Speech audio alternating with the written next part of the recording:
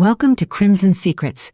If this is your first time here, we tell the kind of stories that stay with you. The ones about ordinary people caught in extraordinary moments, about choices made in silence that echo for years.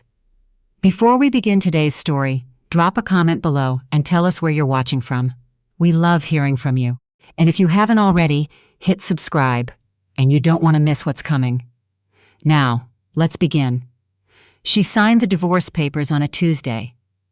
Not because Tuesday meant anything, just because that was the day her attorney had an opening, and Gideon Holt had stopped believing that the day of the week mattered. He remembered watching her sign, watched her hand move across the page the way it used to move across a grocery list, efficiently, without hesitation, like it was simply one more thing to get through before the day could end. Lynnette. His wife of 6 years. The woman who used to fall asleep on his shoulder during long drives and steal the last of his coffee every single morning, without apology. She signed, set the pen down, didn't look at him. And Gideon sat across that conference table in a building that smelled like recycled air and old ambition, and he thought, I don't recognize her at all. He was 41 years old. He had built Holt Capital from a single rented office in Cincinnati into one of the most respected private equity firms in the Midwest. He had navigated hostile takeovers, restructured failing companies, sat across from men twice his age who'd tried to rattle him and failed.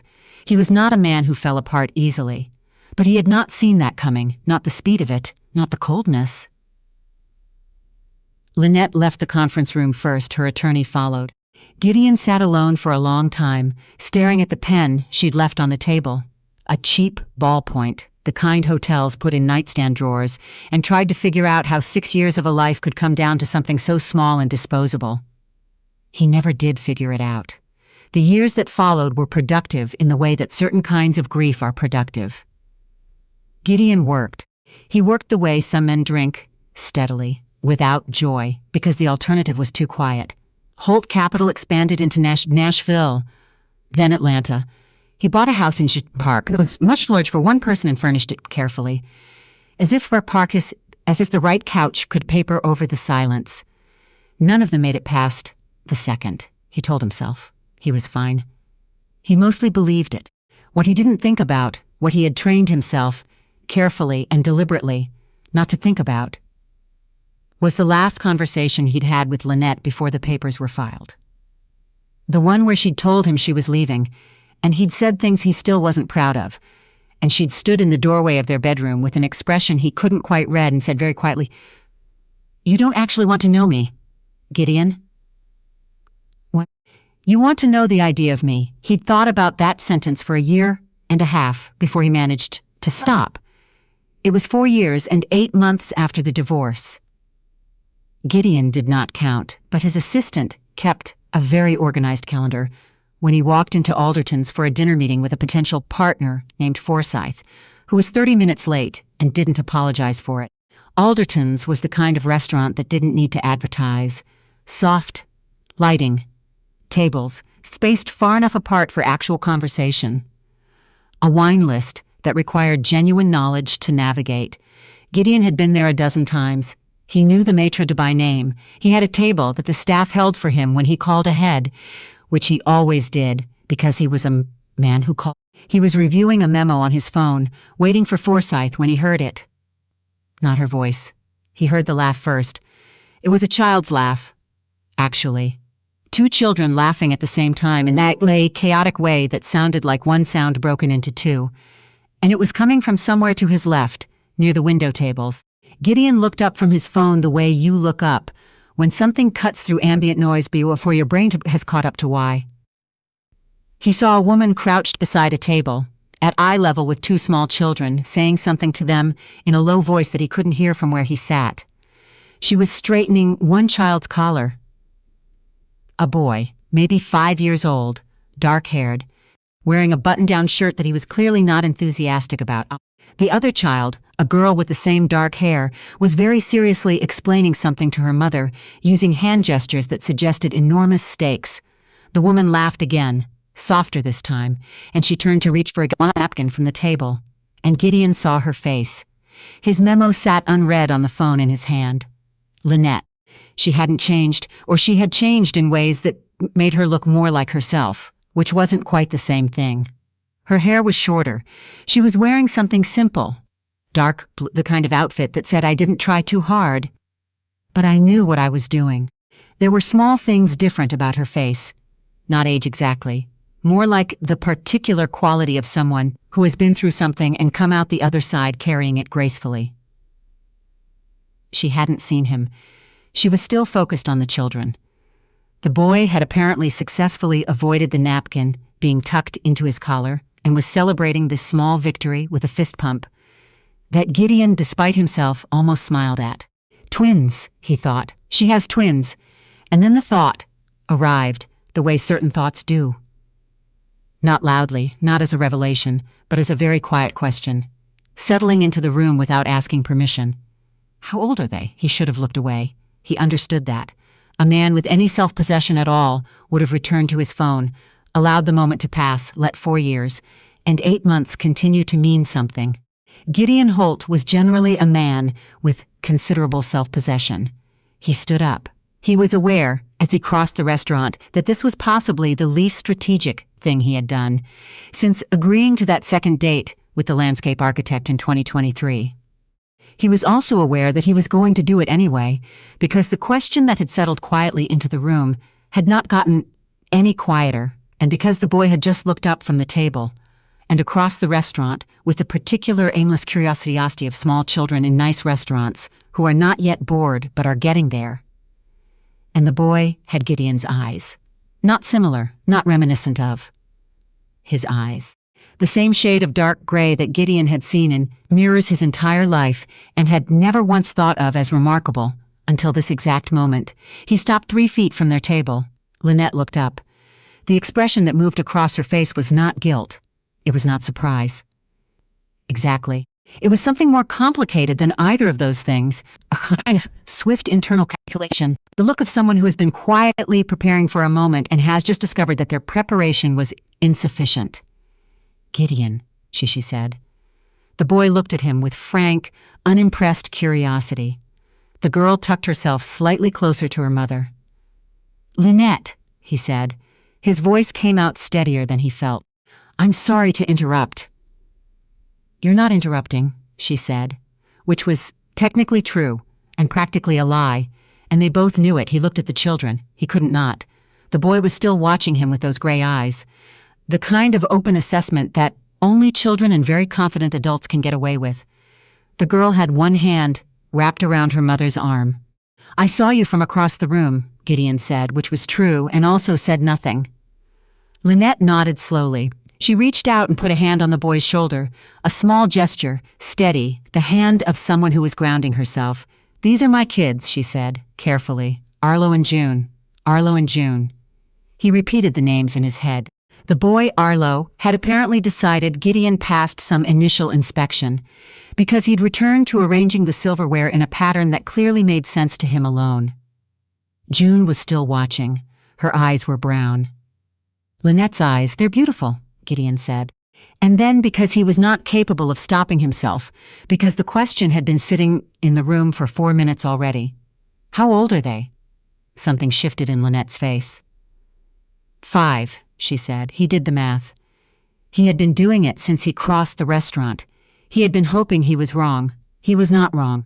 Lynnette, I know. When were they born? March. We didn't finalize until April. I know, she said again. Her voice was very quiet. Arlo had looked up from his silverware project. Children sense things, even when they don't have the language for what they're sensing.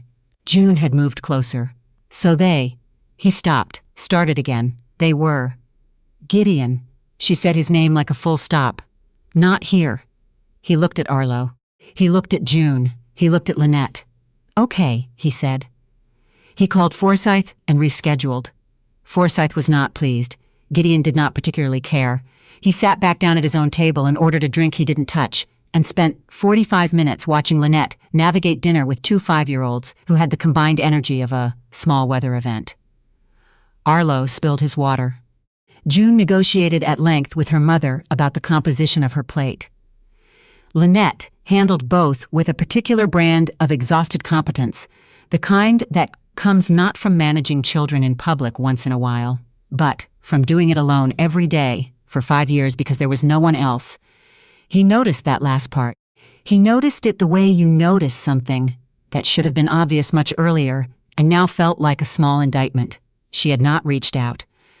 He understood why, in the abstract, the divorce had not been gentle. The last months of the marriage had been worse. There had been a fight near the end that he didn't like to think about his hours, about his mother, about the particular way Lynnette had always believed he kept her at arm's length, even when they were standing in the same room. She'd said things, he'd said things, the kind of things that don't come back from, but she had been carrying twins. She had signed divorce papers while carrying twins. And she had not told him. He didn't know what to do with that yet. He put it somewhere careful in his mind and left it there. When she finished dinner and gathered the children's things, she glanced at him once across the restaurant. Just once. A look that said, "I know we're not done. I know you're going to want to talk. I'm not ready yet, but I'm not running." Gideon gave her the smallest nod he had. She left with Arlo on one hip, June's hand in hers, and a tote bag over her shoulder that had a small rubber duck keychain on the zipper. He sat with his untouched drink and thought about 5 years. She texted him 3 days later. He had not known. She still had his number. He had not deleted hers. "I owe you a conversation," she wrote. "Not excuses. A real one, if you still want it." He wrote back, "Tell me when." They met at a coffee shop on a Sunday morning, the kind of place with communal tables and pour-overs that took 7 minutes and an inexplicable chalkboard wall. Lynnette arrived 4 minutes late with a travel mug of her own coffee, which Gideon found, despite everything, almost funny. She had never been able to make herself pay coffee shop prices for something she could make better at home. Some things didn't change. "The kids are with my sister," she said before he could ask. "We have 2 hours. That's enough," he said. They sat. She wrapped both hands around her travel mug. He waited. "I found out I was pregnant 3 weeks before I filed," she said. "I want you to know that I didn't plan to keep it from you. I want you to know that." She looked up at him steadily. "And I also want you to know that the way things were, where we were, what we'd become, I was terrified that if I told you, the whole thing would turn into something about the marriage instead of the pregnancy. And I couldn't handle that. I was barely keeping it together." "That wasn't your call to make," Gideon said. "I know. I know what you would have said, Gideon." Her voice didn't rise, but it was firm. "You would have said all the right things immediately and correctly, and then we would have stayed together for the wrong reasons and been miserable for all of it. And Arlo and June would have grown up in a house where their parents were strangers who were very civil to each other." She paused. "I couldn't do that to them." Gideon sat with that for a moment. The coffee shop was busy around them. A table of college students, a couple with a stroller, someone conducting a phone interview in the corner despite everyone's unspoken request that he not. "That was still my choice to make," he said. "Not just yours." "Yes," she said it simply. "You're right. It was wrong. I'm not going to tell you it wasn't." He'd expected her to be defensive. He'd spent 3 days anticipating the conversation and had prepared himself for defense, for justification, for the retroactive logic to use to make the choices they've already made sound inevitable. He had not prepared for her to simply agree with him. "What do you want?" he asked. "From this conversation, from me," she exhaled slowly. "I want Arlo and June to know their father. I want them to have that if you want to give it. But I need you to know that I'm not asking you to come back. I'm not asking for anything for myself. I'm asking for them." She met his eyes. "Whatever this is, whatever you decide to do, it has to be real. They can't have a version of you that shows up when it's convenient and disappears when it isn't. They're 5. They'll remember everything from here." Gideon thought about the boy at the restaurant, calmly rearranging the silverware with total conviction. He thought about June's small hand on. "I understand," he said. "Do you?" He looked at her. "I know I wasn't good at being present when it counted," he said. "I know that's part of why we ended up where we did." It cost him something to say it that plainly, but he said it. "I'm not going to pretend I've fixed everything about myself in 5 years, but I'm also not the same person I was, and I want to try." She studied him for a long moment. The coffee shop noise moved around them like a current they were both standing still in. "Okay," she said finally. "Then try." The first scheduled visit was at a park near Lynnette's apartment. Gideon arrived 7 minutes early and sat on a bench and felt, absurdly, more nervous than he had before his first major acquisition presentation. He was worth, at last count, more than anyone needed to be. He had fired 2 board members in the same week without breaking a sweat. He was sitting on a park bench waiting to meet his 5-year-olds, and his hands wouldn't stop moving. Lynnette arrived with both kids and a tote bag that appeared to contain approximately everything a small person might need for any conceivable situation. June was wearing a jacket with a cat on it. Arlo was wearing a jacket that was already unzipped despite it being 53 degrees. "Hi," Gideon said. Arlo looked at him. "You're the man from the restaurant." "I am. Mom said you might come to the park." She was right. Arlo considered this. "Do you know how to play Lava Monster?" "I do not," Gideon said. "But I'm willing to learn." This, apparently, was the correct answer. Arlo grabbed his hand and pulled him toward the play structure, with the confidence of someone who has never in his life considered the possibility that a grown adult might not want to follow him. Gideon went, because what else do you do when a 5-year-old with your eyes decides you're coming with him? He glanced back at Lynnette. She was watching them from the bench, and her face held something he couldn't quite name. Not quite relief, not quite sadness. Somewhere in the particular territory between the two. June hung back for the first 40 minutes. Gideon noticed without making it a thing, which was harder than it sounded. She watched him with Arlo, the Lava Monster game, the slide competition, the debate over whether jumping off the second step of the play structure counted as brave or just normal. She watched him help Arlo tie his shoe when it came undone. She watched him listen when Arlo explained, at considerable length, his theory that clouds were actually the breath of very large sleeping animals. "That's a really interesting theory," Gideon told him. "I know," Arlo said in a tone suggesting he had always known this. When Gideon went to sit on the bench for a water break, June appeared at his elbow. She didn't say anything at first. She just stood there, looking at him with those brown eyes, conducting some private internal assessment.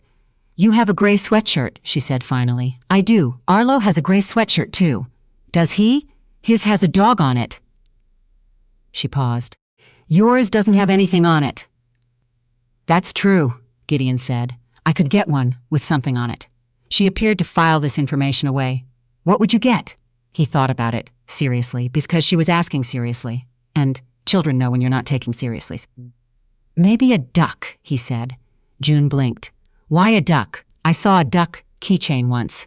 It seemed like good luck." She looked at him for a long moment. Then she said, "Ducks are okay," in the tone of someone making a formal concession, and she sat down next to him, on the bench, and began examining a leaf she'd been carrying, and that was that. Over the following months, things moved. The way careful things move. Slowly, with intention, with plenty of backward steps and missed notes and moments that required more patience than came naturally to a man who had built a career on moving fast and deciding faster. There was the Sunday he showed up, and Arlo had a stomach bug, and the whole visit was supposed to happen, and then didn't. And Gideon drove home through rain, and sat in his too large house, and felt the specific silence of someone who has something to lose now. There was the afternoon June decided she didn't want him to read the story, actually, and Lynnette stepped in without a word, and he sat in the kitchen and drank tea he didn't want, and listened to Lynnette's voice moving through the chapter from the other room, and thought, 5 years of that. 5 years of both of them and only her. There was the evening Arlo called him on Lynnette's phone, because she'd let him, which meant she'd trusted him with the number, and said, without preamble, "Did you know penguins propose with rocks?" "I did not know that," Gideon said. "They find a good rock and give it to who they like. If the penguin likes the rock, they stay together." "That seems like a solid system." "I think so," Arlo said, with enormous seriousness. "I'm going to use that system when I'm older." Gideon sat in his office for 5 minutes after the call ended, not doing anything in particular. The thing about loving something you came too late. Something that already existed and flourished and had its own whole shape before you arrived is that there's a particular kind of grief in it, even when everything there for the first words. Gideon hadn't been there for the first steps, the first real laughs, the 3 a.m. fevers, the first days of school. He would never know what the kids had been like at 2, at 3. He had a gap in him where those years should have been, and it wasn't going to fill in. But Arlo had called him about penguins, and June had decided, on her own schedule and her own terms, that ducks were okay. And some mornings, when he drove over with coffee for Lynnette and juice boxes for the kids, and they all sat at her kitchen table, in the particular Sunday morning chaos of a house, with 2 5-year-olds who had opinions about everything, Gideon looked at the 3 of them and felt something he didn't have a precise word for. Not happiness, exactly. Or not only. Something larger than that. Something that felt less like an emotion and more like a fact. He didn't push on Lynnette. He understood that the situation required him not to. But there were things that happened in the slow accumulation of those months that he couldn't pretend he wasn't aware of. The way she'd started keeping a mug in the cabinet she handed him automatically when he arrived. The evening she'd called, not texted, called, when Arlo had fallen off the play structure at school and needed 3 stitches, and the way her voice had been controlled but thin, and she'd said, "I knew you'd want to know," which wasn't technically a declaration of anything, but felt like one. The night they'd stayed up until 1 in the morning after the kids were asleep, talking about nothing important. A documentary she'd watched that had gone sideways, whether the Pine apartment needed new curtains, and he'd driven in the dark, thinking, and he'd driven home in the Confronting. I know her, but I do now. He had been wrong 4 years and 8 months ago when he'd sat in that conference room and thought he didn't recognize her. He'd been looking for the woman he thought he'd married and missing the woman who was actually sitting across from him. They were different people, and he'd been too certain of the first to see the second. He wasn't making that mistake again. One evening in late October, they were washing dishes after dinner, both kids in bed, the kitchen quiet, the kind of ordinary domestic calm that Gideon had not been inside of in a long time. Lynnette was rinsing. He was drying. Someone on the radio in the next room was playing something soft and unhurried. "You're doing really well with them," she said, not looking at him, just the dishes, the water, the unhurried statement offered out to the room. "They make it easy," he said. She smiled at that, a small private smile aimed at the sink. "They really don't, actually. They're both completely feral." I said what I said. She laughed. A real one, unguarded, the kind he hadn't heard in 6 years and had forgotten he missed. He dried the last bowl and set it down and didn't move away, and she turned off the water and didn't move away either, and they stood there in the kitchen with the radio playing softly in the other room and 5 years of complicated history between them, and it wasn't a question exactly, but it wasn't entirely not one. "I don't want to get this wrong," Gideon said quietly. "Neither do I," Lynnette said.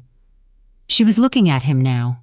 That same look from the restaurant, the complicated calculation, but slower this time, less guarded. "I'm not going anywhere," he said. "That's not a pitch. It's just true." "I know," she said. Outside, a car moved down the street, headlights moving across the window.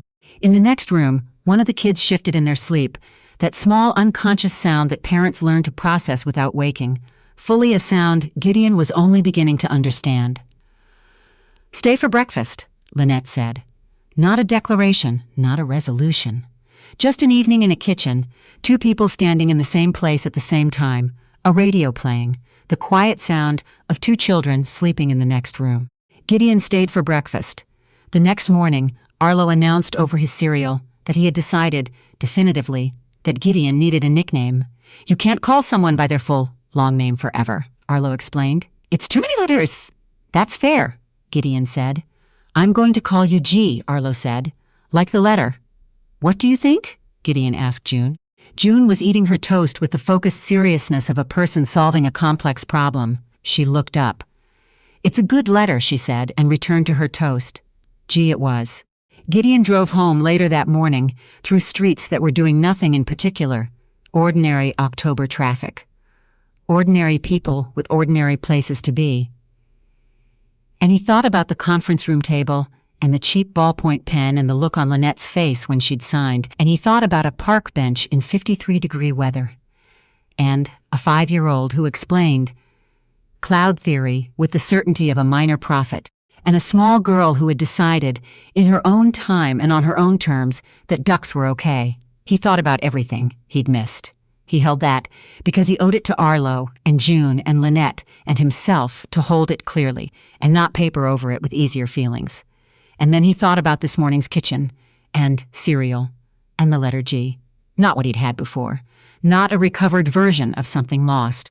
Something new, built carefully, on honest ground, by people who had made real mistakes and were choosing, for real reasons, not to make them again. He had the feeling it was going to be something worth building. He had the feeling he was finally ready to show up for it.